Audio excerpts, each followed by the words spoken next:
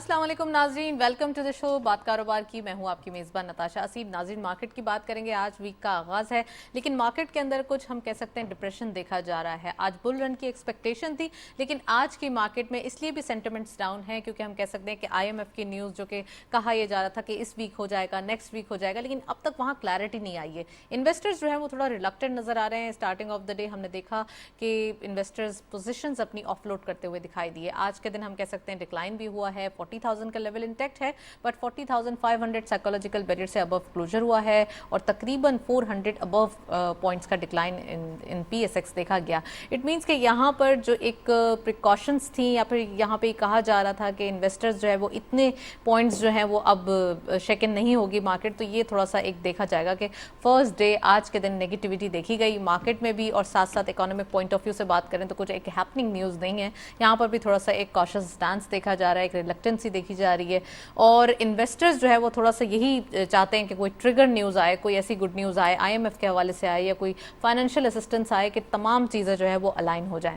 साथ साथ अगर बात करें तो एक न्यूज़ है जो कि एक पॉजिटिव जोन में है, वो है कि जो सऊदी अरब के साथ जो एक गवादर के अंदर रिफाइनरी के हवाले से बात हो रही थी, तो वो कैबिनेट डिवीजन को दे दिया गया है प्रपोजल, और तकरीबन $12 बिलियन की जो ये इन्वेस्टमेंट है उसके अंदर तमाम चीज़ें यानी कि राहें जो हैं वो हमवार होती हुई दिखाई दे रही हैं। ये राहें हमवार होंगी तो ही FDI आएगा। पाकिस्तान में रिफाइनरी की नीड है, तो कैबिनेट डिवीजन को ये रिफाइनरी पॉलिसी फाइनली तैयार करके दे दी गई है। अब इसकी अप्रूवल्स जो है वो डिले हैं। अप्रूवल्स जब आएंगी तो रिफाइनरी सेक्टर के लिए बूस्टअप होगा, और साथ साथ अगर हम बात करें कि रिफाइनरी की अगर जो है रिफाइन करने की ऑयल के हवाले से, तो वो इसकी कंजम्पशन पे भी डिपेंड करेगा, और पूरे साल में कितनी कंजम्पशन होगी वो हम डिटेल डिस्कशन करेंगे। लेकिन हमारे पास जो रिफाइनरीज हैं पाकिस्तान में मौजूद, वो कितना ज़्यादा ऑलरेडी रिफाइन कर रही हैं, या उनकी जो एक खपत है या उनकी जो एक हम कह सकते हैं कि तकरीबन जो है वो उनकी वैल्यूएशन को बढ़ाने के लिए उस पर भी काम होगा।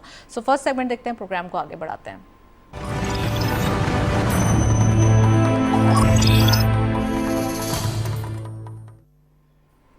टॉपिक ऑफ द डे में आज हम बात करेंगे IMF के हवाले से। IMF डिले क्यों है और IMF के अंदर जो कौन कौन सी शराइत हैं, कंडीशंस हैं जो कि अब तक काम करना बाकी हैं, वो आज हम डिस्कस करेंगे। साथ साथ हम बात करेंगे स्टेट बैंक ऑफ पाकिस्तान ने इंटरेस्ट रेट के हवाले से IMF ने जो अपनी कंडीशन की बात की है, तो वो कितना ज़्यादा पॉलिसी रेट अप होगा वो आज हम डिस्कस करेंगे। इम्पोर्ट्स के हवाले से बात करेंगे। इम्पोर्ट्स डिस्करेज की गई हैं तो उसके सोल्यूशंस क्या आए हैं, उनके रिजल्ट्स क्या आए हैं, क्या अभी वो इतना ही इंपॉर्टेंट है कि उसको फर्दर डिस्करेज रखे जाएँ, तो ये आज हम डिस्कशन करेंगे। अनटैप्ड सोल्यूशन GSP प्लस के हवाले से बात करेंगे। GSP plus Faisalabad chamber of commerce के अंदर जो है वो मीटिंग हुई है यूरोपियन यूनियन के जो है वो हम कह सकते हैं कि रिप्रेजेंटेटिव की, तो उन्होंने क्या कहा है वो आज हम डिटेल डिस्कशन करेंगे। GSP प्लस स्टेटस कहाँ खड़ा है, we have very exclusive panel, उनको खुशामदीद कहते हैं। जुबैर तुफैल साहब ने हमें ज्वाइन किया है। आप बिजनेसमैन भी हैं, फॉर्मर प्रेसिडेंट भी हैं FPCCI के, उनको खुशामदीद कहते हैं। अस्सलाम वालेकुम sir, thank you, welcome to the show. Zafar Paracha साहब ने हमें ज्वाइन किया है। आप बिजनेसमैन भी हैं और जनरल सेक्रेटरी भी हैं exchange companies association of Pakistan के, उनको भी खुशामदीद कहते हैं। अस्सलाम वालेकुम, welcome to the show. So programme का बाकायदा आगाज़ करते हैं। सो जुबैर साहब, मैं आपसे करना चाहूँगी, प्लीज़ ये बताइए कि ओवरऑल क्या दिखाई दे रहा है इकोनॉमिक कंडीशन के हवाले से। टॉपिक्स आपने सुन लिए हैं। IMF के जो एक पॉलिसी रेट के हवाले से बात है, ये कंडीशन कुछ ज़्यादा एक नेगेटिव नहीं हो जाएगी हमारे लिए? देखिए, मैं आपसे अर्ज़ करूँ कि पॉलिसी रेट बिस्मिल्लाहिर्रहमानिर्रहीम पॉलिसी रेट काफ़ी बढ़ चुका है, लेकिन क्योंकि इनके ऊपर IMF का दबाव है, तो स्टेट बैंक जो मिनिमम उसको इंक्रीज़ करना है वो कर सकता है नेक्स्ट मीटिंग के अंदर जो है जी। जो भी possible 50 basis point 100 basis point जो भी होगा मुझे अंदाज़ा नहीं है, लेकिन क्योंकि दबाव है इस वक्त, तो हमारा ये हाल है कि जो IMF कहता है मान जाओ। वो कहता है कि आज सूरज मगरिब से निकला था, तो हम कहते हैं हाँ मगरिब से निकला था। तो दूसरी बात ये है कि हमारे लिए IMF से एग्रीमेंट होना बहुत ज़रूरी है, और ये डिस्कशंस जो है पहले ही काफ़ी प्रोलॉन्ग हो गई हैं। उसूलन तो ये दिसंबर में हल हो जाना चाहिए था, दिसंबर में नहीं हुआ, जनवरी हुआ, फिर वो यहाँ पे 9 दिन के लिए IMF की टीम आई, तो उनके होते हुए भी नहीं हुआ, जबकि हर आदमी उम्मीद कर रहा था कि ये IMF के साथ स्टाफ लेवल पे एग्रीमेंट हो जाएगा, हाँ। लेकिन नहीं हुआ। उन्होंने कहा जी ये मीटिंग कंटिन्यू रहेगी और वर्चुअल उसके ऊपर हम कैरी ऑन करेंगे। और आज भी टीवी में यही दिखाया जा रहा था कि आयशा गौस पाशा जो है उनका स्टेटमेंट था कि आज से फिर वर्चुअल बातचीत शुरू होगी और हमें काफ़ी उम्मीद है कि इस हफ्ते में ये मामला हल हो जाएगा। तो मैं समझता हूँ जितनी जल्दी हल हो जाए तो अच्छा है, क्योंकि इस वक्त हमारी मईशत इकॉनमी जो है वो काफ़ी दबाव के अंदर है। ख़ास तौर पे जो सनतें हैं उनके ख़ाम माल बिल्कुल ड्राई होते जा रहे हैं, और जो भी मज़ीद किसी के पास अगर रॉ मटेरियल है वो 10-15 दिन का होगा वो चलेगा। और मार्च के महीने में मैं समझता हूँ कि हज़ारों फैक्ट्रियाँ बंद हो जाएंगी ड्यू टू द रीज़न कि उनके पास रॉ मटेरियल नहीं है। और एक बात ये, दूसरी बात ये कि अगर हज़ारों फैक्ट्रियाँ बंद होती हैं तो उससे बहुत बड़ी बेरोज़गारी भी होगी। तो मेरी गवर्नमेंट से दरख्वास्त है, मेरी स्टेट बैंक के गवर्नर से दरख्वास्त है कि खुदारा इस मसले को हल करें। आप कहते हैं 270 रुपये का 265 का डॉलर है, बिजनेसमैन उनको उससे ज़्यादा कीमत दे के ख़रीदना चाहता है, आप ज़्यादा कीमत पे हमसे ले लें, हमें कोई फ़र्क नहीं पड़ता कि बैंक जो है ना वो अगर हायर रेट पे भी लेते हैं, लेकिन लेके कम से कम रॉ मटेरियल को आने दें ताकि सनतें चलती रहें। अच्छा, एक दफ़ा सनत बंद होती है और ख़ास तौर पे जो इंडस्ट्रीज़ एक्सपोर्ट कर रही होती हैं तो उनका एक सिस्टम डिस्कनेक्ट हो जाता है। डिस्कनेक्ट हो जाता है तो ऑर्डर्स होते हैं, वो डिले होता है, उससे बहुत सारे मसले मसाइल होते हैं। तो मैं गवर्नर स्टेट बैंक से आपके इस प्रोग्राम के थ्रू अपील करूँगा कि खुदारा इसको एलसीज खोलने की इजाज़त दी जाए। आप चलें ये कर दें, जिस इंडस्ट्री ने लास्ट ईयर में जितना इंपोर्ट किया आप उसका 50% मंगवाने दें। कि भाई अगर उन्होंने साल में मिसाल के तौर पे 1 लाख टन इंपोर्ट किया है तो उसको आप 50,000 की इंपोर्ट की इजाज़त दे दें, और वो 50,000 भी जो है उसको 12 से डिवाइड करके हर महीने में ग्रेजुअली मंथ बाई मंथ वो मंगा सकें, ताकि गवर्नमेंट ये ना समझे कि तमाम इंपोर्ट इंडस्ट्री जो है एकदम से आके एलसी खोल देगी। नहीं, आप उन्हें कहें कि जितना आपने लास्ट ईयर खोला है इस साल आप उसका आधा खोल सकते हैं एलसी, और उसको डिवाइड करेंगे हर महीने के अंदर, तो उस पर फिर बैंक पे, स्टेट बैंक पे कोई प्रेशर भी नहीं आएगा। और यही एक वाहिद तरीका है कि इस मसले को हल करने का है। इससे आपकी सनतें भी चलती रहेंगी और बेरोज़गारी जो नज़र आ रही है कि बहुत बड़े पैमाने पे बेरोज़गारी होगी, उससे बचा जा सकता है। वेल ज़फ़र साहब, आपसे मैं इंट्रोडक्टरी कमेंट लेना चाहूँगी। इकोनॉमिक पॉइंट ऑफ व्यू क्या देख रहे हैं पॉलिसी रेट के हवाले से? जैसे कि ज़ुबैर साहब ने कहा कि यहाँ पर जो है वो अभी कहना मुश्किल है, लेकिन ये है कि जो एक ट्रेंड चल रहा है वो अपवर्ड ही दिखाई दे रहा है। आप प्लीज़ क्या कहेंगे? देखिए जनाब, मेरी मालूमात के मुताबिक IMF की जो मुख्तलिफ डिमांड्स हैं उसमें से एक डिमांड ये भी है कि हमारा जो इंटरेस्ट रेट या डिस्काउंट रेट जो है ना वो 20% होना चाहिए। इस वक्त हम 17% पे खड़े हैं, और ऐसा लगता है कि शायद सेंट्रल बैंक इसके अंदर 100 से 200 पिप्स का इजाफा करने वाले 18% या 19%। और इसके ऊपर वो जो एक हमारा जो टाइम है मीटिंग होने का, वो शायद उससे पहले ही अर्जेंट बेसिस पे जो स्केड्यूल इन्होंने दिया हुआ पहले से, जी स्केड्यूल दिया हुआ, उससे पहले ही ये उसको करना चाहते हैं। क्योंकि IMF का डिमांड ये है कि आप पहले हमारी कंडीशंस पूरी करें फिर आप हमारे पास आएँ। तो ऐसा लगता है कि ये अनकरीब इसको बढ़ा देंगे। ठीक है कि इसके पॉजिटिव असरात हैं, लेकिन उसके फिर नेगेटिव भी हैं। जैसे ज़ुबैर साहब ने फरमाया कि इंडस्ट्रियाँ बहुत बंद होनी जा रही हैं, ख़ास तौर पे इसका जो लार्ज स्केल मैन्युफैक्चरिंग है यूनिट्स हैं उन पे इसका बड़ा फ़र्क आएगा, उनकी कॉस्ट बढ़ेगी और एम्प्लॉयमेंट जो है ना वो काफ़ी ज़्यादा ख़राब होगी, फैक्ट्रीज बंद होंगी। लेकिन इसके पास, हमारे पास इसके अलावा कुछ चारा नहीं है। और जो एग्रीमेंट होने वाली बात थी स्टाफ लेवल की, जो यहाँ होना था, जो फिर उसके बाद आया कि 2 दिन के बाद होगा, अब उसके ऊपर भी आज तकरीबन 8 से 9 रोज़ गुजर गए हैं और अभी तक कोई इसके असरात नहीं है कि स्टाफ लेवल का एग्रीमेंट होने के। फाइनेंस बिल का था ना बीच में, फाइनेंस बिल तो दे दिया गया, सारे टैक्सेस भी लगा दिए गए, अब एक अलग पास हो जाएगा। नहीं तो फिर एक अलग फाइनेंस बिल पास हो जाएगा। फाइनेंस बिल दे तो दिया गया ना, उनको भी तो एक आइडिया होना चाहिए कि दे आर डूइंग समथिंग। तो पाकिस्तान तो कर रहा है अपने जी, पाकिस्तान तो बिल्कुल नेक नियति से और बड़ा सीरियस होकर कर रहा है ना, लेकिन ऐसा लग रहा है कि उनको अब हमारे पे एतमाद नहीं है। वो कहते हैं आप पहले ये काम करें फिर आए, क्योंकि पिछली गवर्नमेंट्स वगैरह जो हैं अपने जो उनसे उन्होंने वादे किए और वो उनसे डिले हो गए वादे किसी भी वजह से। तो और फिर इसके साथ साथ ये है कि जो हमारी इकोनॉमिक कंडीशन के अलावा जो हमारी पॉलिटिकल कंडीशन है उससे भी बाहर के लोग फ़ायदा उठा रहे हैं, हर शख्स हमको एक्सक्यूज़ कर रहा है। और सिर्फ IMF ही नहीं है, मैं समझता हूँ कि जो इंटरनेशनली जो इस्टेब्लिशमेंट है वो भी अपने बहुत से हमसे मकासद हासिल करना चाहती है। अभी रिसेंटली हमारे न्यूक्लियर पावर के जो आए हुए हैं चीफ, वो आए हुए हैं, उनका विजिट चल रहा है। कुछ लोग कहते हैं कि ये रूटीन विजिट है, कुछ लोग कहते हैं ये एक्स्ट्रॉर्डनरी विजिट है, तो उससे भी काफ़ी हमारे अब यहाँ पाकिस्तान में दो तरह के लोग भी हो गए हैं अब, जो कि स्पेकुलेशन को बहुत ज़्यादा तूल दे देते हैं, और कुछ जो एक न्यूज़ होती है, एक प्रॉपर न्यूज़ होती है, वो भी नहीं चाहते बताना। जी बिल्कुल, ख़ास तौर पे जो सोशल मीडिया के हवाले से मैं बात करूँगा कि ज़्यादातर जो न्यूज़ है लोगों ने देखी और आगे बढ़ा दी बगैर तस्दीक के, तो उससे भी एक हाइप क्रिएट हो जाती है। तो उसको भी हमें कुछ देखना चाहिए कि अथेंटिसिटी उसकी देखनी चाहिए। फिर इसके साथ साथ जो इकोनॉमिकली बात, जो हम इकोनॉमिक की बात करते हैं कि हमारा जो IMF से जो हमारा 1.2 बिलियन डॉलर की ट्रांच आनी है, वो तो एक बहुत छोटी सी अमाउंट है। जो मैं समझता हूँ IMF के साथ जो हमारे अग्रीमेंट है वो सिर्फ और सिर्फ गेटवे है उस एवेन्यू में जाने का।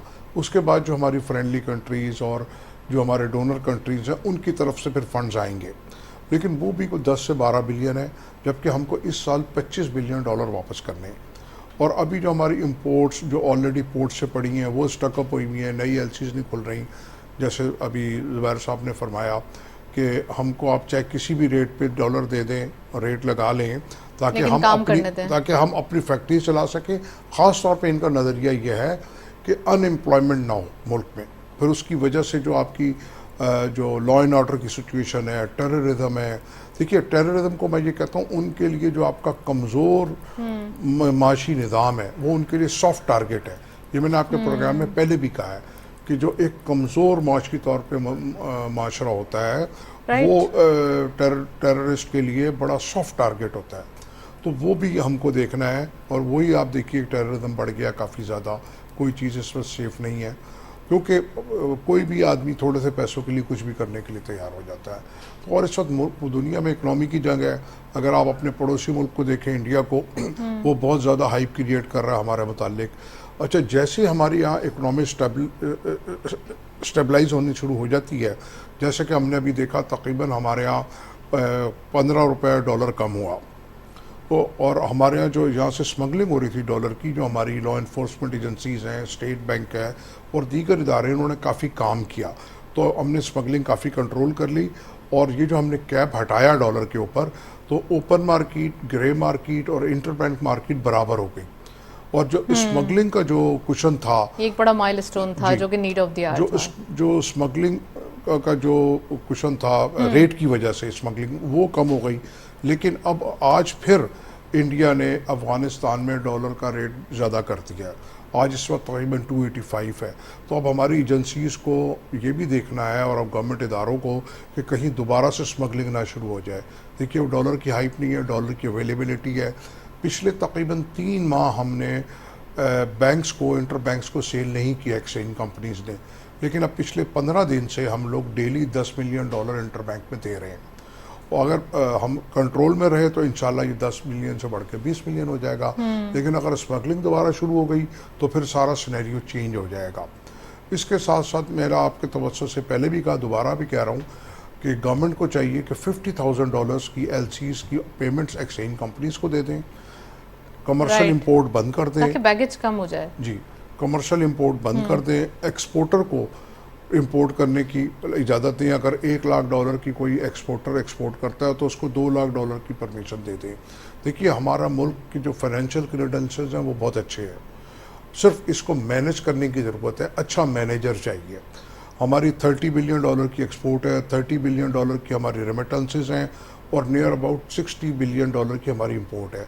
हमको इंपोर्ट कुछ कम करनी है अपनी 10 से 15 बिलियन डॉलर की, जिसमें मेन हमारा जो बिल है वो इंपोर्ट ऑयल का है 20 से 22 बिलियन का। अच्छा, ऑयल इंपोर्ट की आपने बात की, तो ऑयल इंपोर्ट तो इस बार ड्रॉप हुई है, तकरीबन 8 to 9% ड्रॉप हुई है। तो आप समझते हैं ऐसा ये drop due to the prices है, जो प्राइस इंक्रीज हुए हैं लोकल मार्केट में, या फिर कोई और रीज़न है इसका? देखिए, मेन तो प्राइस इंक्रीज की वजह है, प्राइस इंक्रीज हुई है, उसकी वजह से ड्रॉप है, लोग कम बाय कर रहे हैं। लेकिन मेरा कहना यह है कि आप पेट्रोल वगैरह की राशनिंग करें, आप 6 बजे मार्केट्स बंद करें, पेट्रोल पंप भी 6 बजे बंद करें।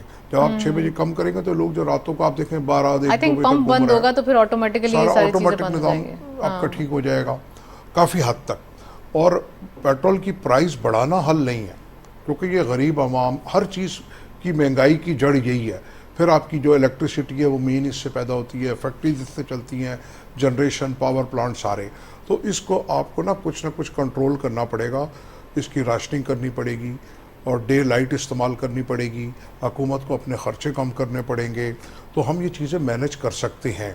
अगर हम $15 बिलियन अपनी इंपोर्ट कम कर दें तो हम पिछले कर्जे भी उतार सकते हैं, कर्जे कह लें चाहे उसका सूद की अदायगी कह लें, सिर्फ और सिर्फ विल चाहिए।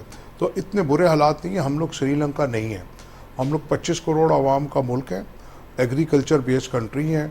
वो अलग बात है कि इस वक्त हमारा जो इंपोर्ट का बिल है पिछले 3-4 महीने का ज़राअत का हमने $5-6 बिलियन की इंपोर्ट कर ली है, उसको भी हमको मैनेज करने की ज़रूरत है। तो मैं ये समझता हूँ हालात अच्छे हो सकते हैं, लेकिन अगर हमने ये रविश ना बदली जिस पे हम चल रहे हैं तो फिर मुश्किल है चीज़ें। जुबैर साहब, there is a will there is a way, यहाँ पर यही फॉर्मूला अप्लाई करने की ज़रूरत है। आप समझते हैं कि बहुत वेल डिटेल बताया ज़फ़र साहब ने, और बहुत सारी चीज़ें हैं जो हमारे हाथ में हैं, इन हैंड है कार्ड्स, लेकिन अभी भी विल की कमी है या अभी भी मैनेजमेंट की कमी है? और ये जो फॉर्मूला है पेट्रोल के प्राइसेस रेस करके इस चीज़ को रोकना या डिमांड को रोकना, तो क्या इससे कोई और बेनिफिट है या फिर ये सिर्फ इसीलिए रोका जा रहा है? मेरा ख्याल है इसमें जो है ना बेटर मैनेजमेंट होनी चाहिए। हुकूमत को चाहिए कि प्राइवेट सेक्टर के स्टेक होल्डर्स के साथ मशवरा करें। जैसे ज़फ़र साहब ने फरमाया कि दुकानें मैं समझता हूँ बिल्कुल 6 बजे बंद होनी चाहिए, इसमें कोई सवाल ही नहीं है। उसको आप रात की लाइट जो बिजली इस्तेमाल होती है उसको कम से कम करें, 6 बजे बंद करें। सुबह जो हमारे कराची के दुकानें 11 बजे खुलती हैं, 11 की बजाय वो 9 बजे आएँ और 6 बजे अपना कारोबार बंद करें। इससे आपकी काफ़ी बिजली की बचत होगी।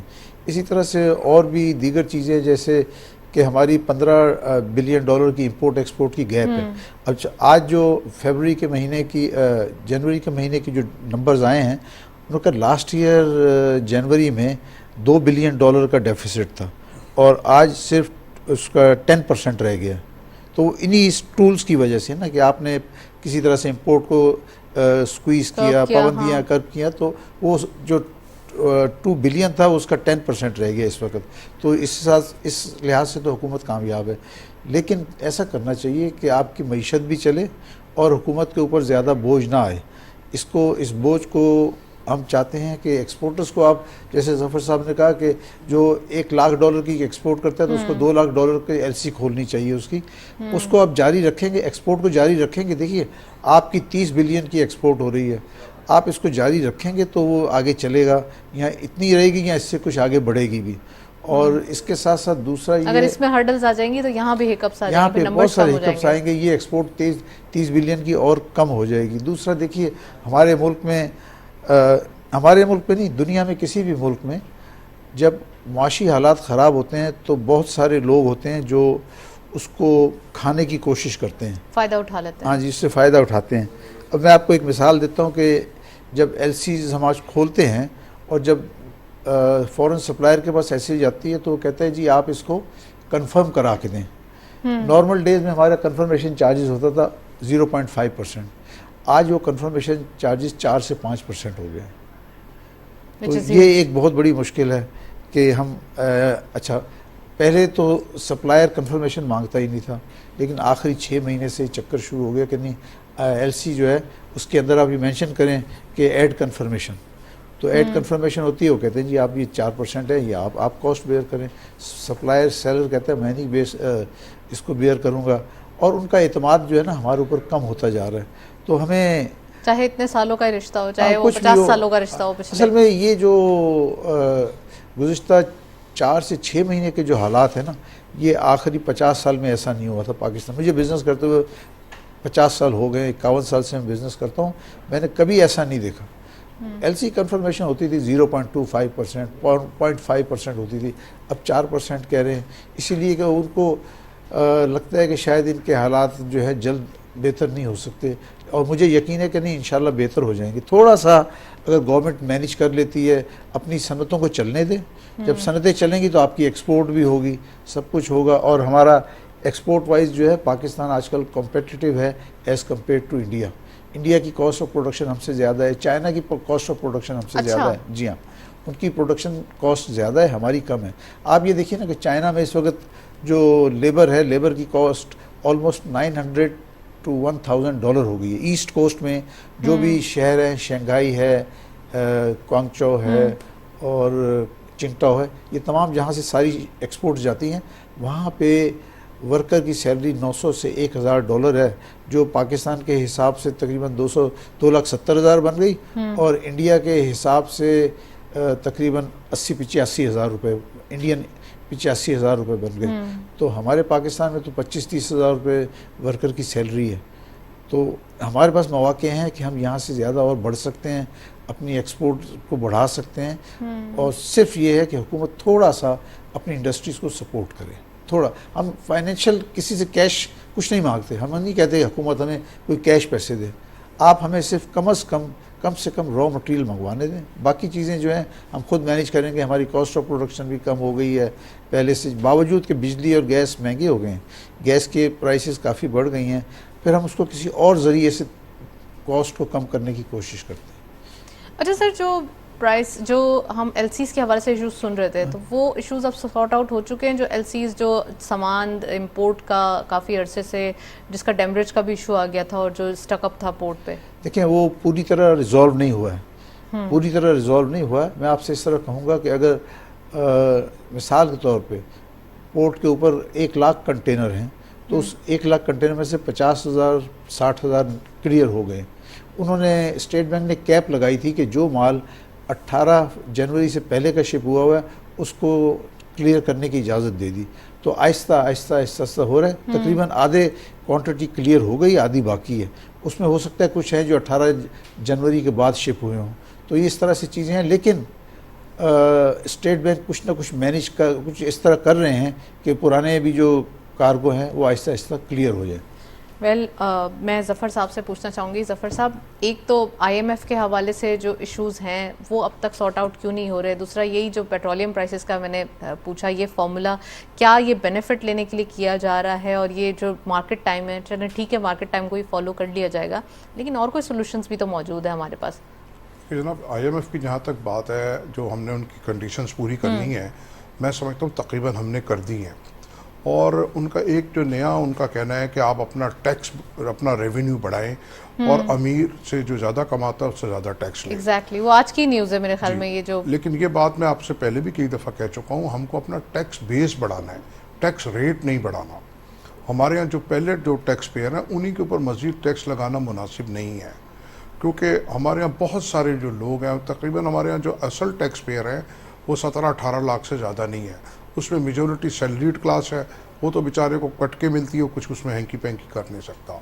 बाकी बिजनेसमैन है और लोग हैं, हम लोग हैंकी पैंकी कर लेते हैं उसमें। लेकिन अब हमको जो है ना टैक्स बेस बढ़ाना है। अगर हम ये कहें कि जी ये जो फाइलर के ऊपर इतना ये 1% है और नॉन फाइलर पे 2% है या 3 है, तो ये एक इसकी वजह से लोग बहुत ज़्यादा डिसहार्ड होते हैं। और एक हम दरवाज़ा खुला रखते हैं टैक्स चोरी का। तो हमको एक तो ये लाजमी करना है कि जो टैक्स पेयर नहीं है उसको हमको फैसिलिटी नहीं देनी। से कि कार है, बंगला है, उस तरह की चीज़ें हैं, तो उनको किसी भी तरह हमको एकोमोडेट नहीं करना है, डिस्करेज करना है। ठीक है जी। उसके बाद लेकिन सर टैक्स पेयर को भी तो इनकरेज करना है ना, उसको भी तो कोई मिले, फायदा हो। मैं वही कह रहा हूँ ना, टैक्स पेयर को इनकरेज इस तरह करना है कि हमको मजीद टैक्स रेट नहीं बढ़ाना। राइट, ठीक है, मजीद टैक्स रेट नहीं बढ़ाना कोई, ताकि जो टैक्स नहीं दे रहा उसको टैक्स नेट में लाना है। ये कम लोगों पे ज़्यादा बोझ डालने के बजाय ज़्यादा लोगों पे कम बोझ डाला जाए। तो जो इनडायरेक्ट टैक्स है, जैसे हमारा लेबर क्लास है, यानी कि हमारी पूरी कौम इस वक्त टैक्स दे रही है। जो टैक्स इनडायरेक्ट टैक्सेस, जिसको नहीं देना टैक्स वो भी दे रहा है बेचारा, वो भी बोझ उठा रहा है, उस अमीर आदमी का, गरीब आदमी। तो टैक्स देखिए, कम से कम मैं ये समझता हूँ हमारे यहाँ 20 मिलियन टैक्स पेयर होने चाहिए। आप सड़कों पे जाएं, आपको 5-5 करोड़ के बंगलानुमा गाड़ियाँ आम घूमती नज़र आती हैं। आप रेस्टोरेंट्स में चले जाएं, वहाँ सीट नहीं मिलती खाने को। आप एयरलाइन में चले जाएं, कहीं चले जाएं, रश इतना है। तो ये जो दौलत की गैर मुनसफाना तकसीम है और टैक्स नेट में नहीं है लोग, और वो यानी कि अगर वो ये कहते हैं हमें लाख रुपये महीना भी देना पड़े ऐसे, लेकिन हमें टैक्स नेट में नहीं आना, तो हमको अपना टैक्स बेस बढ़ाना है। हमारा जीडीपी का सिर्फ 9% टैक्स पेयर है हमारे पास, जबकि दुनिया में 18%, 20% के ऊपर लोग जा रहे हैं मिनिमम। तो ये एक जो हमारे निज़ाम चल पड़ा है गलत है।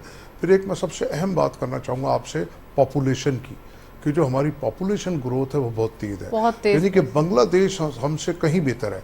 हालांकि वहाँ पे भी इस्लामाइजेशन काफ़ी है, लेकिन उन्होंने अपनी आबादी को कंट्रोल किया है। अगर आबादी कंट्रोल नहीं करेगा तो ये तो एक जंगल बन जाएगा जो पूरा।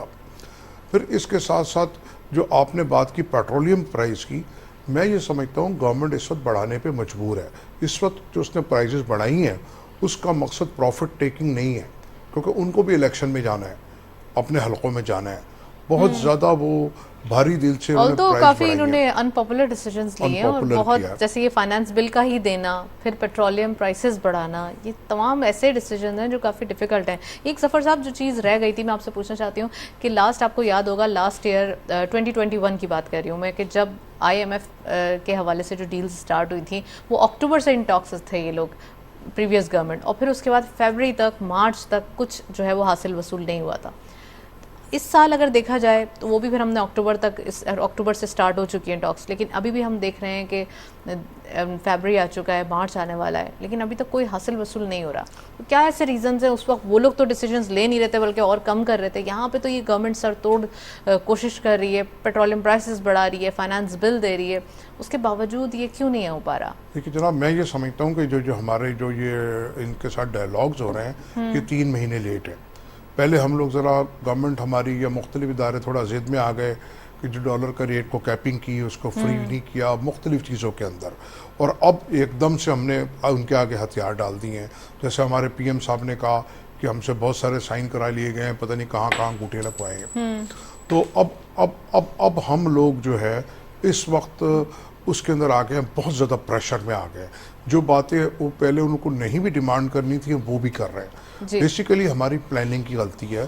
पिछले 3-4 हुकूमतों से हम देख रहे हैं कि पहले हम कहते हैं हम IMF प्रोग्राम में नहीं जाएंगे, फिर हम जाते हैं और फिर हम उनसे मुआहदा करते हैं, उसको तोड़ते हैं। तो ये ज़रूरी है कि एज़ गवर्नमेंट, एज़ रियासत हमको अपनी कमिटमेंट पूरी करनी है। अब इस वक्त भी ये सिनेरियो बना हुआ है कि जो हमारी पॉलिटिकल पार्टीज़ हैं वो ये कह रही हैं हमारा मुल्क दिवालिया हो गया, हमारा ये हो गया, आप हमें कर्जा ना देना। तो जब ये इस तरह का आपके घर के अंदर से आवाज़ें आएंगी तो वो उनकी जो बाहर के लोग हैं उनकी डिमांड्स बढ़ेंगी। फिर आपकी जो नेबरिंग कंट्रीज़ हैं, कोई भी आपका दोस्त नहीं है, कोई भी आपके फेवर में भी नहीं है, वो भी फ़ायदा उठा रहा है। इवन देन अफ़गानिस्तान, जिनको आप हमेशा उनकी फीडिंग करते हैं, वो भी वहाँ पे भी वो आपका बॉर्डर महफूज नहीं है। फिर हमने वहाँ पे जो फेंस लगाई वो भी उन्होंने काट दी स्मगलिंग रोकने के लिए। कभी ईरान की तरफ से स्मगलिंग हो रही है, कभी फायरिंग हो रही है, कभी इधर से हो रही है। तो हम लोग इस वक्त बहुत ज़्यादा मुश्किलात में घिरे हुए हैं, फाइनेंशियली भी और फिजिकली। जी, तो वो हमको बहुत ज़्यादा एहतियात की ज़रूरत है। हमको लॉन्ग टर्म पॉलिसीज़ बनानी है, ख़ास तौर पे जो हमारी इकनॉमिक पॉलिसीज़ हैं वो कम से कम 20 साल के लिए हों। तमाम स्टेक होल्डर्स को बिठाएं, तमाम पॉलिटिशियंस को, जजेस को, फ़ौज को, इन सब को बैठ के, कारोबारी लोग, सनअतकार, तमाम सब लोग एक पेज पे बैठे कि भाई कुछ भी हो जाए, जो ये हमारी जो ट्रेड पॉलिसी, इंपोर्ट पॉलिसी जो भी होगी वो 20 साल तक यही रहेगी, ताकि जैसे इंडस्ट्रिस्ट बैठे हैं तो फैल साहब कि भाई एक पॉलिसी बनाएं, उसके ऊपर अपनी प्लानिंग करें, वो कंटिन्यू रहे। बिल्कुल कंटिन्यू रहे। ये नहीं कि हर महीने बाद, 4 महीने बाद चीज़ें चेंज हो रही हैं। चेंज आवर माइंड और फिर एक से तो ये अगर आपकी गलत पॉलिसी भी होगी और लॉन्ग टर्म होगी तो वो भी कामयाब हो जाएगी। फिर जैसा कि ज़ुबैर साहब ने फरमाया कि हमारे यहाँ कॉस्ट ऑफ मैन्युफैक्चरिंग बहुत कम है, तो ये एक बहुत बड़ी बात है कि चाइना भी आपके यहाँ के जो है ना इंडस्ट्री लगा रहा है। तो हमारे यहाँ सिर्फ $100 है और उनके यहाँ जनाब $1000। और हमारे पास ह्यूमन कैपिटल भी बहुत ज़्यादा है और हमें नीड भी है। जी बिल्कुल, हमें इस पे वर्किंग करने की और जो हमारा जो हमारी पॉपुलेशन है वो ज़्यादातर जवान है, एग्रीकल्चर का बेस है। हम हर चीज़ में हमको मैनेज करना बहुत आसान है, हमारी विल होनी चाहिए। राइट, जफर साहब ने बड़े इफ्स एंड बट्स रेस किए हैं, लेकिन एक चीज़ जो उन्होंने पॉपुलेशन का कहा है, देयर इज़ नो कंट्रोल, कैसे इसको करेंगे आइडेंटिफाई, ये भी नहीं, जो ये एक मुश्किल क्वेश्चन है। तो बट साहब एक चीज़ जो हमारे हाथों में है वो है GSP+ स्टेटस। GSP+ स्टेटस इस दिसंबर में एक्सपायर हो रहा है। डू यू थिंक दैट कि अभी क्या इसके ऊपर स्ट्रैटेजी होगी, इसको कैसे अभी से ही टैकल कर लिया जाए? तो रिन्यू हो जाएगा, लेकिन पहले वो 10 इयर्स के लिए होती थी, अब जी हाँ। क्या वो 2-3 साल के लिए 2-3 साल के लिए हो जाएगा। मैं आपको देखिए, आईएमएफ जो है ना, आईएमएफ हमारे ऊपर सख्ती क्यों कर रहा है, उसका मैं आपको कुछ उसके जो रीजंस हैं वो मैं आपसे शेयर करना चाहता हूँ। Please please. रीजंस ये हैं कि जो पिछली गवर्नमेंट थी उन्होंने आईएमएफ से तकरीबन सब एग्री कर लिया था। ये प्रोग्राम तो जो डिस्कशन है ये तो पिछली गवर्नमेंट से तय हुई थी, और ये तय किया गया था कि पेट्रोल के ऊपर हर महीने 5 रुपए जो है वो लेवी बढ़ाई जाएगी।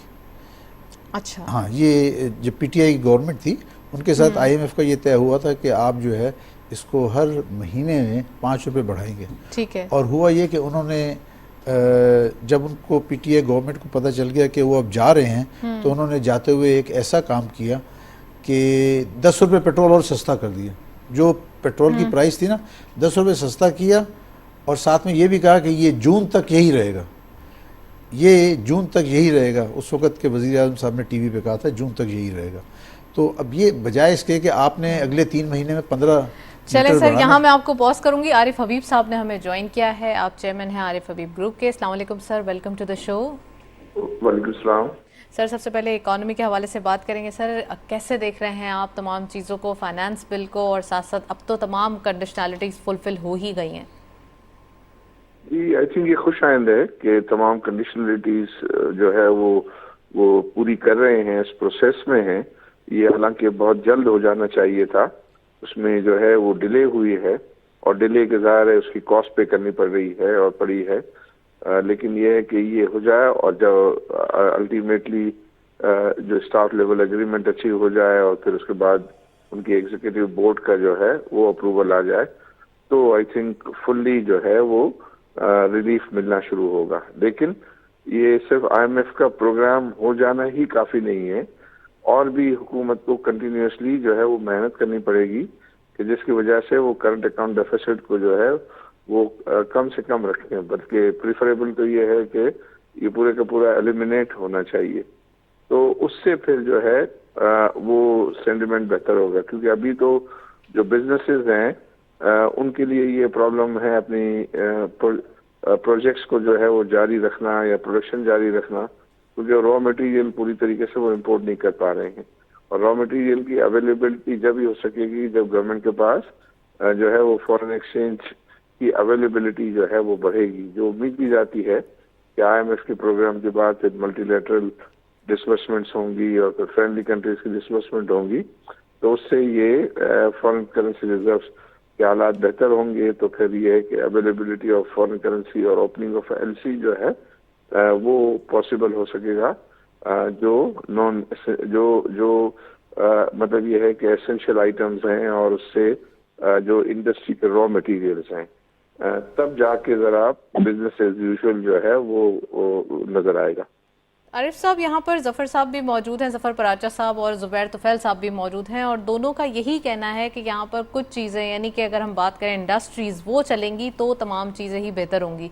आप समझते हैं इंडस्ट्रियलाइजेशन के लिए, यानी कि एम्प्लॉयमेंट जनरेशन जारी रखना ज़रूरी है? यहाँ पर कुछ ऐसे इकदाम हैं जैसे इंटरेस्ट रेट का बढ़ना या फिर इम्पोर्ट ना होना, उसमें कुछ हर्डल्स आना, ये तो तमाम चीज़ें डिस्करेजिंग है। आप समझते हैं कौन सी ऐसी राय है इसके अलावा जो आपने अभी फर्स्ट सजेशन दी है कि और चीज़ें हैं, इन इनिशिएटिव्स को जल्दी से लेना चाहिए? मैं दोनों हमारे फाजिल दोस्तों के व्यूज को सपोर्ट करता हूं कि जो है वो एम्प्लॉयमेंट जनरेशन के लिए, गवर्नमेंट रेवेन्यू के लिए इंडस्ट्री का चलते रहना बहुत ज़्यादा क्रिटिकल है। और उसमें जो आपने कहा कि जो बातें जो है वो गवर्नमेंट हो रही है, कर रहे हैं, इसके अलावा आई थिंक इनको ये चाहिए होगा कि जो इम्पोर्ट है, इम्पोर्ट को बेहतर मैनेज करें। और इम्पोर्ट को बेहतर मैनेज करने का तरीका ये है कि उसको जो है वो इसकी एलोकेशन ऑफ फॉरेन एक्सचेंज को ट्रांसपेरेंट बनाएं।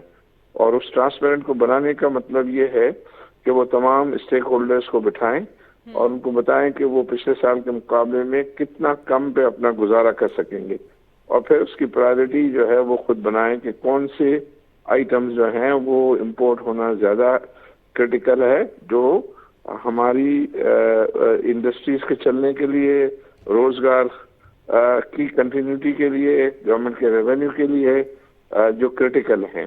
तो उसमें तमाम जो स्टेक होल्डर्स हैं उनके साथ वो बैठें और एक ऐसा लाया अमल बनाएं जिस पे सबका जो है वो कॉन्फिडेंस हो, जिस पे सबका जो है वो उस पे अग्रीमेंट हो। उसके लिए ज़रा मेहनत जो है वो करनी पड़ेगी, जब जाके ये चीज़ें सस्टेनेबल बेसिस पर जो है वो ठीक रहेंगी। वरना कुछ अरसा जो है वो पैसे अगर कुछ आ भी गए तो वो आ गए तो वो कुछ अरसे के लिए होंगे, लेकिन जब तक हम अपने करंट अकाउंट डेफिसिट को जो है लो लेवल पे नहीं रखेंगे या एलिमिनेट नहीं करेंगे, उसके दो तरीके हैं कि अपनी हम एक्सपोर्ट और रेमिटेंसेस को बढ़ाएं या अपनी फिर इंपोर्ट को जो है कर्टेल करें। और फिर ये है कि इसमें हमारे नॉन रेजिडेंट पाकिस्तानी इसका कॉन्फिडेंस विन करें ताकि वो ज़्यादा से ज़्यादा जो है वो पैसे बैंकिंग चैनल के जरिए भेजें और इन्वेस्टमेंट भी करें। और इसी तरह फॉरेन इन्वेस्टर्स को इंटरनेशनल कमर्शियल मार्केट को जो है वो टैप करना होगा। उसके लिए भी ज़्यादा मेहनत की ज़रूरत है। उसमें प्राइवेटाइजेशन की जो है अच्छी ऑफर्स की ज़रूरत है, जिस जो मतलब तो ये है कि है सर, आप समझते हैं कि हमारे पास प्राइवेटाइजेशन की ऑफर्स? जी हैं। एक तो ये है कि ये आरएनजी पावर प्लांट मैं समझता हूँ कि वो रेडी हैं, इस पर कर सकते हैं। फिर डिस्कोज जो हैं, डिस्कोज में एडिशनल इन्वेस्टमेंट्स की ज़रूरत है, तो वो फॉरेन इन्वेस्टर्स को इनवाइट करें, वो उसके अंदर इन्वेस्टमेंट करके एग्जिस्टिंग शेयर होल्डिंग डाइल्यूट करें और वो फॉरेन एक्सचेंज भी जो है मुल्क में आएगा। मुल्क सबसे बड़ी अपॉर्चुनिटी मुझे गवर्नमेंट का जो लैंड बैंक है रियल एस्टेट का, वो उस रियल एस्टेट के लैंड बैंक को फॉरेन इन्वेस्टर्स को और पर्टिकुलरली सऊदीज एंड यूएई को जो है ये ऑफर करें, क्योंकि मुझे लग रहा है कि वो इस बिजनेस को अच्छी तरीके से जानते हैं और उससे बड़े पैसे जो है वो पाकिस्तान में जो है वो अट्रैक्ट हो सकते हैं। क्योंकि वो दोनों कंट्रीज ये है, हमने इनको ये कहते सुना है कि वो कहते हैं कि आप हमें इन्वेस्टमेंट अपॉर्चुनिटीज दिखाएं। तो मुझे तो लगता है ये सब बंडल आइलैंड जो है ये 25 बिलियन से ज्यादा का प्रोसीड रेज कर सकता है। इस्लामाबाद में प्रोजेक्ट्स हैं वो हैं, लाहौर में जो है रावी अर्बन डेवलपमेंट जो आइडेंटिफाई हुआ है, उससे गवर्नमेंट जो है वो बहुत फॉरेन एक्सचेंज जो है वो रेस कर सकती है और वहाँ डेवलपमेंट का काम इनिशिएट कर सकती है। तो डेवलपमेंट का काम करेंगे तो न सिर्फ ये है कि वो इनिशियल जमीन की कीमत का इन्फ्लो आएगा, बल्कि उससे जो इकोनॉमिक एक्टिविटी जनरेट होगी उससे जो है वो एम्प्लॉयमेंट भी जो है वो जनरेट होगा, गवर्नमेंट के रेवेन्यूज भी, और उससे मुंसलिका इंडस्ट्रीज भी जो है वो अपनी फुल कैपेसिटी पे चल सकेंगी। तो आई थिंक, और ये एग्रीकल्चर को अच्छा करें, एग्रीकल्चर में हमें फूड प्रोडक्ट्स जो है वो इंपोर्ट नहीं करनी चाहिए। ऐसा जो है वो इक़दाम करें कि जिससे हमारी वो प्रोडक्शन बेहतर हो और हम ये हमें शर्म आती है कि ये वीट वगैरह जो है वो हमें इंपोर्ट करना पड़ता है। तो उसपे भी इक़दाम करें। और ये एक साल की क्रॉप्स होती हैं, तो एक साल की क्रॉप पे ज़्यादा मेहनत करके और उसको सस्टेनेबल बेसिस पर जो है वो बेहतर करें। फूड सिक्योरिटी हो जाएगी। Well, thank you so much. Arif Habib साहब हमारे साथ मौजूद थे, काफ़ी डिटेल एनालिसिस, और वही बात जो ज़ुबैर साहब और पराचा साहब आपने भी कही कि यहाँ पर हमें थोड़ी विल की ज़रूरत है, मेहनत करने की ज़रूरत है। ज़ुबैर साहब, आप प्लीज़ कंटिन्यू कीजिए जो आप बता रहे थे, और ख़ासकर जो फूड सिक्योरिटी के हवाले से बात की है। देखिए, फूड सिक्योरिटी ऐसी है कि एक तो जो एग्रीकल्चर रिलेटेड चीज़ है वो आप 6 से 8 महीने में हासिल कर सकते हैं। मिसाल के तौर पे वीट की क्रॉप है, अब करंट क्रॉप तो जो है अप्रैल में कटेगी, और ऐसे महीने थे कि ऐसे चंद साल पीछे ऐसा भी था कि हम अपनी ज़रूरत से ज़्यादा गंदम पैदा कर रहे थे और हमने एक्सपोर्ट भी की। अभी हमारी क्रॉप जो है वीट की तकरीबन 26 मिलियन टन के करीब है। इसको 26 को 28 करना बहुत बड़ी बात नहीं है। आप थोड़ा सा फार्मर्स को जो है फार्मर्स को थोड़ा सा सपोर्ट करें, इंसेंटिव दें, सपोर्ट करें। ये आपको जो आप इंपोर्ट कर रहे हैं ना, अभी देखिए इस वक्त 3 लाख टन इंपोर्ट की बात हो रही है। 3 लाख टन इंपोर्ट का मतलब है कि तकरीबन $1.2 बिलियन की इंपोर्ट करने की बात कर रहे हैं आप। $1.2 बिलियन गिन लीजिए, 300 अरब बनते हैं। आप 300 अरब रुपए जो इंपोर्ट करने में देने जा रहे हैं, वो आप 300 अरब की बजाय 100 अरब फार्मर को दे दें, वो आपको ये गंदम पैदा करके दे देगा। और इसमें कोई बड़ा मशीनरी नहीं चाहिए, कुछ नहीं चाहिए। लैंड है, उस लैंड के ऊपर ज़्यादा उगाएंगे और ये जो आपकी शॉर्टफॉल है सारी पूरी हो जाएगी, नंबर 1। नंबर 2 ये है कि आपको गवर्नमेंट का काम है कि स्मगलिंग बंद करे। मैं आपको यकीन से कह रहा हूँ कि गंदम जो है वो हमारी स्मगल होती है, अफ़गानिस्तान जाती है, अफ़गानिस्तान से सेंट्रल एशिया जाती है, ये चीज़ बंद होनी चाहिए। अब हमारे मुल्क में अपनी किल्लत हो रही है और पता चला कि स्मगलिंग हो रही है। स्मगलिंग कौन करते हैं? वो जो मिडल मैन है, बिजनेस मैन है, वो खुद उसको एक सूबे से दूसरे सूबे ले जाते हैं और वहाँ से स्मगल कर देते हैं। इसको पाबंदी होनी चाहिए, इस पे सख्ती की जाए। और साथ के साथ आप अपने फार्मर को जो है ना, उसको किसी न किसी सूरत सपोर्ट करें। आप गंदम भी तो इम्पोर्ट कर रहे हैं ना, गंदम इम्पोर्ट कर रहे हैं और इतनी महंगी गंदम इम्पोर्ट कर रहे हैं, उससे अच्छा है उसके आधे पैसे आप अपने फार्मर को दे दें। ये आपका जितने भी शॉर्टफॉल है सब पूरी हो जाएगी, गंदम की शॉर्टफॉल। जहाँ तक चावल का ताल्लुक है, चावल हमारा सरप्लस होता है ऑलरेडी। हम तकरीबन उसमें मेरा ख्याल है 4-5 मिलियन टन जो है एक्सपोर्ट कर रहे होते हैं, तो उसमें कोई इशू नहीं। हाँ, दूसरा जो फसल ख़राब है वो कॉटन की है। कॉटन का मुझे समझ में नहीं आता है कैसा हो। पहले कॉटन का एरिया बहुत ज़्यादा था, हमारी कॉटन की क्रॉप जो थी आज से 2-3 साल पहले 12 मिलियन बेल की होती थी, वो अब कम होकर 5 मिलियन बेल पे आ गई है। उसकी 2 वजूहात हैं। एक तो वजह ये है कि उस जगह के ऊपर रुई की जगह गन्ना लगना शुरू हो गया शुगर के लिए, तो उससे हमें बहुत नुकसान हुआ। अगर वहाँ पे जो है आप कॉटन काश्त कर रहे होते तो आपको इतनी कम फसल ना होती और आपके टेक्सटाइल को भी जो है वो रॉ मटेरियल मिलता रहता। अब टेक्सटाइल वाले उल्टा बाहर से इंपोर्ट कर रहे हैं और उसमें भी आपके बिलियंस ऑफ डॉलर जा रहे हैं। तो ये सारी चीज़ें हैं जो ये तमाम चीज़ें इंटरकनेक्टेड हैं, लेकिन इनका एक फॉर्मूला ये है कि इसको प्रॉपर तरीके से किसान को यानी कि फार्मर को जो है वो सब्सिडाइज किया जाए या किसी ना किसी तरीके से ऑब्लाइज किया जाए, तो वो हमें अच्छी बम्पर क्रॉप बना के देगा। बिल्कुल देगा, बिल्कुल। क्योंकि हमारे पास अब पानी का इशू नहीं है, फ्लड आ चुका है ऑलरेडी। ये तो लास्ट ईयर की तो हम डैमेज भी तो तरह सहा है ना सर, उसको भी तो थोड़ा हम रूल आउट नहीं कर सकते। जो ये क्रॉप्स का इशू आया है, जो इम्पोर्ट हमें करना पड़ रहा है, वो इसलिए भी तो करना पड़ रहा है ना कि हमारे पास कुछ था ही नहीं, हमारी तो फसलें ज़ाया हो गई थी। आप सही कह रही हैं, लेकिन अगर आज दोबारा से अच्छी प्लानिंग करें ना, तो ये 1 साल के अंदर सारी, आप यकीन कीजिए जो वीट का जहाँ तक ताल्लुक है ना, ये 1 साल में कोई शॉर्टेज नहीं होगी। नेक्स्ट ईयर में कोई शॉर्टेज नहीं होगी, ज़मीन मौजूद है। आपने सिर्फ फार्मर को इनकरेज करना है, उसको इनकरेज करेंगे, आप देखेंगे कि इंशाल्लाह with in a year time जो आप आज इंपोर्ट कर रहे हैं इंपोर्ट नहीं करेंगे। राइट ज़फ़र साहब, मौजूदा सूरत हाल को मद्देनज़र रखते हुए IMF का पैकेज जो कि अब इस वीक से नेक्स्ट वीक ट्रांसफ़र हो चुका है कि स्टाफ लेवल एग्रीमेंट होगा, सर कहाँ तक ये सिनेरियो सुलझता हुआ दिखाई दे रहा है कि अब तो चीज़ें नहीं, फाइनली अब ये डिज़ोल्व होना शुरू हो जाएंगी, अब रिलैक्स होगा? देखिए, मैं ये समझता हूँ कि अब ये चीज़ें रिजॉल्व होना शुरू हो जाएंगी, क्योंकि हमने जो उनकी जितनी भी डिमांड्स थी वो पूरी कर दी हैं, और कोई एक आध डिमांड रहेगी वो भी आजकल में पूरी हो जाएगी। तो मैं ये समझता हूँ उनको ये कर देनी चाहिए, और उनके ऊपर भी प्रेशर है वर्ल्ड वाइड कि भाई एक मुल्क जो है अगर इस हालत में चला गया है तो आप इसको करें। ये श्रीलंका वाला मामला तो नहीं है ना कि उसने उनकी बातें नहीं मानी, हमने तो उनकी सारी शराइत मान ली है, और अमाउंट भी बहुत थोड़ा है। फ्लड भी आया था, फिर हमारे फ्लड भी आया था। देखिए, हमने IMF के साथ मेरी भी मीटिंग हुई थी, मैंने उनको 2-3 बातें कही हैं। मैंने उनसे कहा, देखिए जी, आप एक बात मद्देनज़र रखिए कि हम टेररिज्म के अंदर फ्रंट लाइन स्टेट है, जिसमें हमने $120 बिलियन का नुकसान किया है। फिर हमारे यहाँ फ्लड आया, उसमें हम $30 बिलियन लॉस किया है।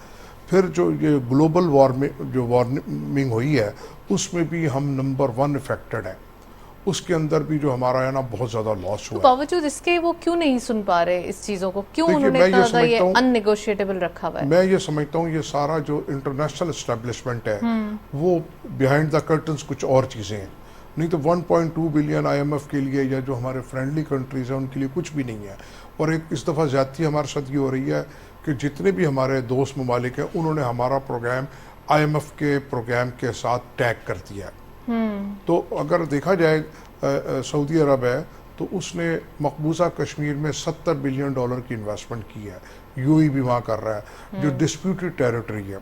तो अगर वो पाकिस्तान में अगर कोई इन्वेस्टमेंट कर रहे हैं तो फ्री नहीं कर रहे हैं, वो हमसे हमारे शेयर्स खरीदने की बात कर रहे हैं। अगर हमको डिपॉजिट दे रहे हैं तो कमर्शियल रेट पे दे रहे हैं, 48 आवर्स के नोटिस पे दे रहे हैं, तो वो तो विन विन पोजीशन में है। तो फिर भी वो लोग जो रिलेक्टेंट हैं या जो टैग कर रहे हैं, तो ये सब की सब मैं समझता हूँ कि इंटरनेशनल एस्टेब्लिशमेंट ही है, और कि जो हमारे से अपने कुछ और मकासद हासिल करने के लिए यानी कि इस वक्त हमारी पोजीशन ये है कि जो हमारी प्लस पॉइंट है ना वो हमारे माइनस पॉइंट बन गए हैं। अगर हम इसी कोई 10-20-100 डिग्री दूसरी जगह होते तो हम बड़े पुरसकून होते कि यानी कि जो हमारी खूबसूरती है वो हमारे गले पड़ गई है। एक तरफ हमारे पास गवादर है जिससे हमारे जो गल्फ कंट्रीज हैं वो परेशान हैं, दूसरी तरफ चाइना को चाहिए, उधर अमेरिका को चाहिए, क्योंकि ये पूरी अमेरिका को दुनिया ये पता करना है कि चाइना का डेट कितना है, अमेरिका को ये पता करना है कि चाइना की इन्वेस्टमेंट क्यों है। तो ये चीज़ें सर आईएमएफ की थोड़ा सा इस चीज़ों को आपने मद्देनजर रखा, ये ठीक है, लेकिन थोड़ा सा हम बायलैटरल रिलेशन की बात करें तो चाइना से हमारे रिलेशनशिप फ्रेंडली हैं, यूएस से बात करें तो वो भी बड़े फ्रेंडली है। तो फिर ऐसा क्या है जो हम उनको सपोर्ट नहीं कर पा रहे, हम उनको कायल नहीं कर पा रहे इन चीज़ों देखिए के बात यह, मैं ये समझता हूँ कि कोई भी हमको अपना दोस्त नहीं समझता। वो हमारी जो हमारी पॉलिसीज हैं जो जल्दी जल्दी चेंज होती हैं हर गवर्नमेंट के साथ, तो वो एक बड़ा मसला है। कभी हम सऊदी अरब की तरफ चले जाते हैं, कभी हम ईरान की तरफ चले जाते हैं, कभी अमेरिका की तरफ, कभी रशिया, कभी चाइना। तो हम लोग ना ये हाथियों की लड़ाई में पिस गए हैं। हमको चाहिए हमारी, जैसा मैंने पहले कहा कि जो भी हमारी पॉलिसी हो लॉन्ग टर्म हो, राइट। और ये हो कि हमको और लोगों के मसाइल में भी नहीं उलझना चाहिए। देखिए हम इसराइल की बात करते हैं, बाकी तमाम जिनके लिए हम बात करते हैं उन्होंने उसको एक्सेप्ट कर लिया, रिकॉग्नाइज कर लिया है, और हम आज तक नंबर 1 हिट लिस्ट पे है इसराइल की। तो हमको भी चाहिए कि हम हर प्रॉब्लम में ना जाएं। तो हमको भी अपनी आपको थोड़ा सा महदूद करना पड़ेगा और अपने मुल्क के लिए सोचना पड़ेगा, पहले सबसे पहले पाकिस्तान। तो अगर ये चीज़ों से हम निकल जाएंगे तो हमारी प्रॉब्लम वैसे ही बहुत ज़्यादा ठीक हो जाएंगी। चाइना का आपने जिक्र किया, मैं नहीं समझता कि हमारी कोई दोस्ती है उनसे, क्योंकि उन्होंने जो सी पैक किया है वो बहुत जालमाना किस्म का अग्रीमेंट है। यानी कि हम उनके लिए इन्वेस्टमेंट कर रहे हैं, हमसे कर भी सब कुछ हो रहे हैं, और फिर कमर्शियल लोन भी दे रहे हैं।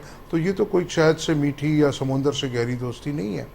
तो चले जी, running out of time, Zubair साहब प्लीज लास्ट कमेंट। इसमें देखिए ऐसा है, जो कुछ पाकिस्तान में हो रहा है, पाकिस्तान बैनुल-अक़वामी 2 ताकतें हैं, उनके दरमियान में पिसता जा रहा है। अमेरिका नहीं चाहता है कि पाकिस्तान के अंदर चाइना जिस तरह सी पैक के जरिए आया है और दाखिल होने की कोशिश कर रहा है, तो वो बिल्कुल नहीं चाहता। बिल्कुल। और चाइना चाहता है कि नहीं, हमें इसका जो है ख़ास तौर पे इंफ्रास्ट्रक्चर सारा जो हम डेवलप करते हैं, लेकिन उस इंफ्रास्ट्रक्चर की कॉस्ट बहुत हाई है, उसका रेट ऑफ इंटरेस्ट बहुत ज़्यादा है, जो हमारे ऊपर एक बोझ बनता जा रहा है। और अमेरिका और चाइना ये दोनों जो आपस में लड़ रहे हैं, उस लड़ने के लिए उसका मैदान पाकिस्तान है, और पाकिस्तान के अंदर वो एक दूसरे को हराने की कोशिश कर रहे हैं। जैसे पहले दुनिया में सबसे बड़ी इकोनॉमिक पावर चाइना थी, अमेरिका थी, अब ऐसा लग रहा है कि चाइना बन रही है। यहाँ नहीं बनी तो अगले 1-2 साल में बन जाएगी। उसकी जो इकॉनमी का साइज़ है यूएस से भी ज़्यादा हो जाएगा। तो ये सारी चीज़ें हैं, और दोनों एक दूसरे को ना बर्दाश्त नहीं कर रहे हैं। ये पावर स्ट्रगल है between US and China, and it is on the Pakistani ground. Right, well thank you so much Zubair Tufail साहब ने हमें ज्वाइन किया। Thank you so much Zafar साहब, आपने भी हमें ज्वाइन किया, यहाँ तशरीफ़ लाया। आज के दिन हमने डिस्कशन किया आईएमएफ के हवाले से, डिटेल डिस्कशन, जिसके अंदर आईएमएफ के पैकेज की रिन्यूअल से पहले जो कंडीशनैलिटीज़ हैं वो आज हमने 1 बाय 1 डायसेक्ट की, विच इज़ वेरी इंपॉर्टेंट।